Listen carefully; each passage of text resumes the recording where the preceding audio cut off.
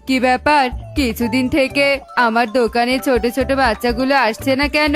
বাচ্চাগুলো তো আনারসের রস খাওয়ার জন্য পাগল ছিল। রস খেয়ে যাও, রস, পাকা আনারসের রস খেয়ে যাও।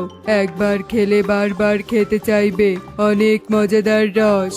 প্যাঁচা আঙ্কেল, আমাদেরকেও পাকা আনারসের রস দাও না।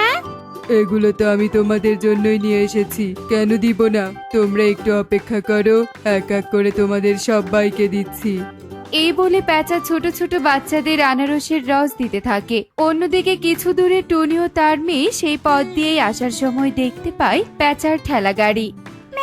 মেই, দেখো ওখানে কত ভিড়, নিশ্চয় ওখানে কিছু একটা বিক্রি করছে। চলো না মা, গিয়ে দেখে আসি।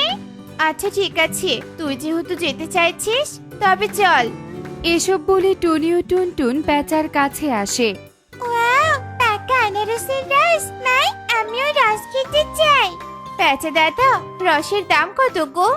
ছোট্ট বাচ্চাদের জন্য 10 টাকা আর বড়দের জন্য 20 টাকা। ছোট বাচ্চাদের জন্য আমি দাম কম নেই। আচ্ছা ঠিক আছে, আমার মেয়ে খেতে চাইছে, তুমি আমার মেয়েকে এক গ্লাস রস দাও। টুনটুন, এই নাও রস খাও, খেয়ে বলো তো কেমন লাগছে।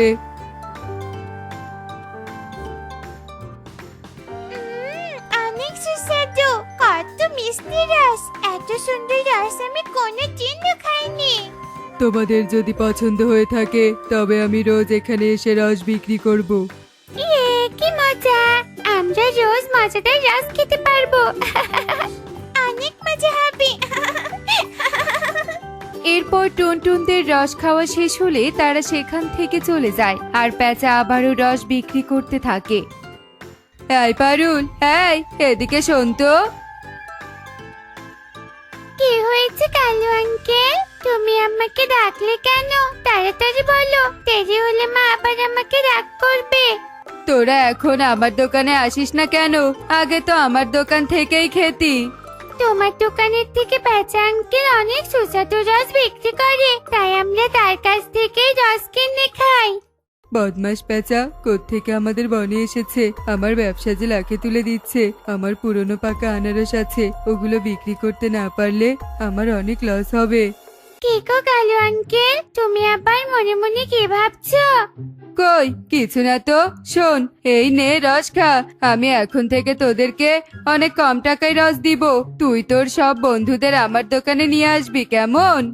ঠিক আছে, তুমি যেহেতু এটা ফ্রিতে দিলে তবে খেয়ে নেই। এরপর পারুল খুশি মনে রস খেয়ে সেখান থেকে চলে যায়।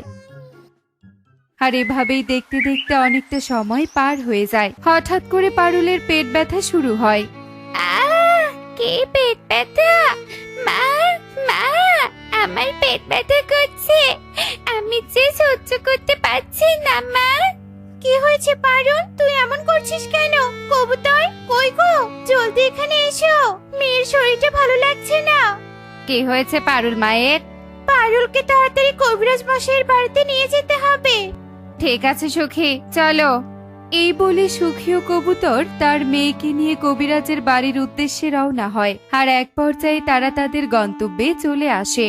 কবিরাজ মশাই, দেখুন না আমার মেয়ের কি হয়েছে, হঠাৎ করে তার পেট ব্যথা শুরু হয়েছে। পারুল মা, তুমি কি খেয়েছিলে যার কারণে তোমার পেট ব্যথা শুরু হয়েছে? আমি তো আনারসের রস খেয়েছিলাম। কবুতর, পারুল যে রস খেয়েছে সেটা হচ্ছে পাচালো যুক্ত অনেক আগের রস, যার কারণে তার পেট ব্যথা। এই ঔষধি পাতাগুলো খাইয়ে দিস, ঠিক হয়ে যাবে।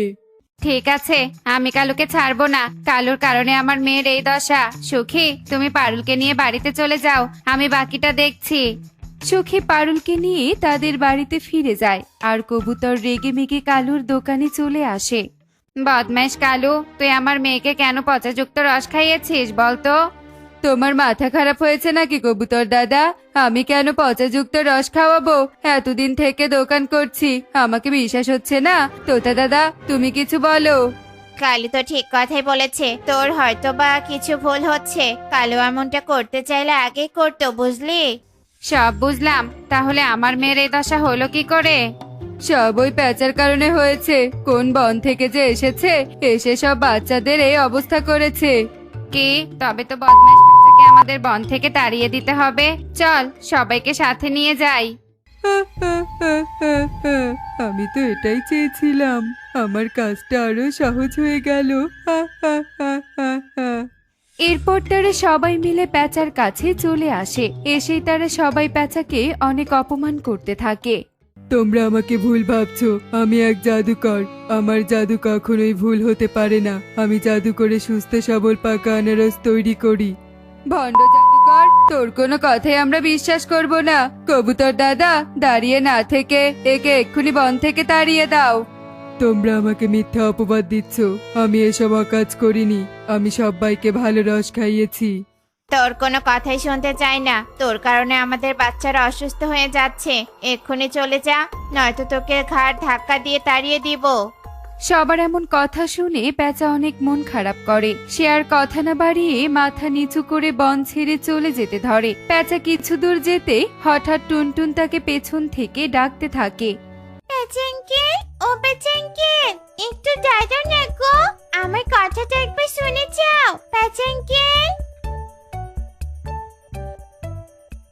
টুনটুন, তুমি আমাকে ডাকছো কেন? আমি সবটা শুনেছি। তুমি আমাকে বাঁচিয়ে কোথাও যেও না পেচেঙ্কে। তুমি আমাদের সাথে আমাদের বাড়িতে চলো, আমাদের সঙ্গে থাকবে তুমি। তা হয় না টুনটুন, তুই অনেক ভালো। তুই থাকতে বলেছিস, এতেই আমি অনেক খুশি। এই নে, এই রসগুলো তোর কাছে রাখ। এগুলো যে খাবে সব সময় সত্যি কথা বলবে। আর এই বাঁশিটা তোর। যখন ইচ্ছে হবে আমাকে ডাকবি, আমি তোর কাছে চলে আসবো, কেমন? ধন্যবাদ পেচেঙ্কে। এরপর প্যাঁচা সেখান থেকে চলে যায় আর টুনটুন তার বাড়িতে ফিরে আসে। এসেই টুনটুন তার বাবা মাকে সব ঘটনা খুলে বলে। যাই হোক, পেঁচা দাদা অনেক ভালো। ভালো না হলে তোকে এসব দেয়? সৃষ্টিকর্তা ওনার ভালো করুক।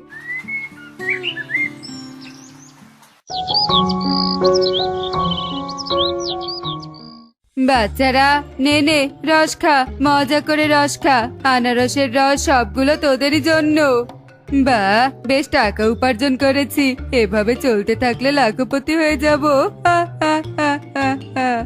এভাবেই কালু খুশিতে হাসতে থাকে। অন্যদিকে যত বাচ্চা কালুর দোকানে রস খেয়েছে সবাই অসুস্থ হয়ে পড়ে, পেটের যন্ত্রণায় কষ্ট পেতে থাকে। এমন অবস্থা দেখে সবাই সবার বাচ্চাদের নিয়ে কবিরাজের কাছে চলে আসে। কবিরাজ মশাই, দেখুন না বাচ্চাদের কি হয়েছে। একসাথে সবাই অসুস্থ হয়ে পড়ছে। এরা কি কবুতরের মেয়ের এমন হয়েছিল? এসব কারণ হয়েছে পচাযুক্ত আনারসের রস খাওয়ার জন্য। কিন্তু ভণ্ড পেঁচা তো আর এ বনে নেই, শুধু কালু রস বিক্রি করে। তার মানে কালু এসব করেছে। আজ কালুকে আমরা কেউ ছাড়বো না।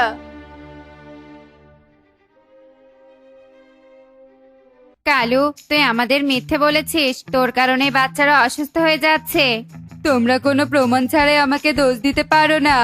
কালু দাদা একদম ঠিক বলেছে। কালু দাদার কোনো দোষ নেই। কালু দাদা, এই রসটা খেয়ে দেখো তো কেমন হয়েছে। আমি নিজে বানিয়েছি। তুই একমাত্র আমার পক্ষে, তবে তোর হাতের বানানো রস খাবো না, সেটা আবার হয় নাকি? হে কি, আমার মাথা ঘুরছে কেন? কালু দাদা, এই রসগুলো কতদিনে? এগুলো এক সপ্তাহ আগে। আমার রস খেয়ে বাচ্চারা অসুস্থ হয়েছে।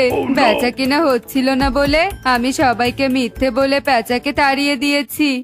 এ কি, আমি সব সত্যি কথা কেন বলছি? আমি বলতে চাইছি না, তবুও বের হচ্ছে। এবার তো সব প্রমাণই হয়ে গেল। বদমাস কালু, একে তো এর উচিত শিক্ষা পেতেই হবে। এর কারণে আমরা অন্যকে ভুল বুঝেছি। আমার ভুল হয়েছে, তোমরা আমাকে ক্ষমা করে দাও। আমরা ক্ষমা করার কেউ নই। পেঁচা দাদা বাকিটা বুঝে নিবে। টুনটুন, বাঁশি বাজিয়ে পেঁচা দাদাকে ডাক। টুনির কথা মতো টুনটুন বাঁশি বাজাতে শুরু করে। বাঁশির আওয়াজ শুনে প্যাঁচা সেখানে এসে হাজির হয় আর বনের সবাই তার কাছে ক্ষমা চায়। আমরা আপনাকে বুঝতে পারিনি পেঁচা দাদা, পারলে আপনি আমাদের ক্ষমা করে দিন। আমি আমার নিজের ভুল বুঝতে পেরেছি। এমন কাজ আর কখনো হবে না। আমি জানতাম তোমরা আমাকে ডাকবে। তোমরা নিজেদের ভুল বুঝতে পেরেছো, আমি খুব খুশি। এখন থেকে আমরা সবাই মিলেমিশে থাকবো।